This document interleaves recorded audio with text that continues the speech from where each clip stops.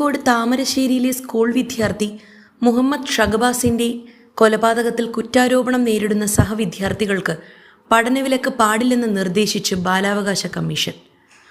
6 വിദ്യാർത്ഥികളുടെ SSLC ഫലം തടഞ്ഞുവെച്ചത് നിയമവിരുദ്ധമാണെന്ന് commission വിലയിരുത്തി.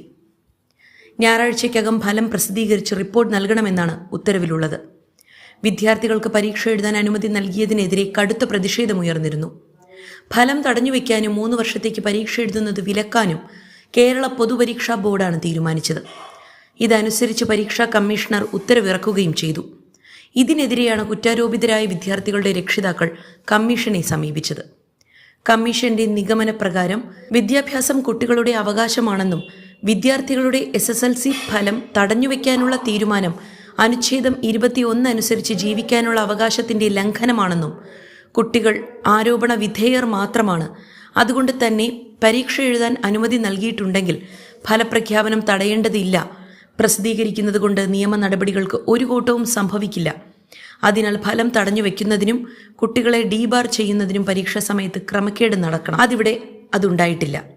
മറ്റു കേസുകളിൽ കുറ്റാരോപിതരായ കുട്ടികൾ പരീക്ഷ എഴുതുകയും ഫലം പുറത്തുവിടുകയും ചെയ്യുന്നുണ്ട്. ഈ കേസിൽ മാത്രം വിലക്കുന്നത് ഭരണഘടനാ വിരുദ്ധമാണ്. മെയ് 20 വരെയാണ് ഹയർ സെക്കൻഡറി പ്രവേശനത്തിന് അപേക്ഷ നൽകാനുള്ള സമയം. ഫലം തടഞ്ഞുവെച്ചതിനാൽ കുറ്റാരോപിതർക്ക് അപേക്ഷ നൽകാൻ കഴിയാതെ വരും.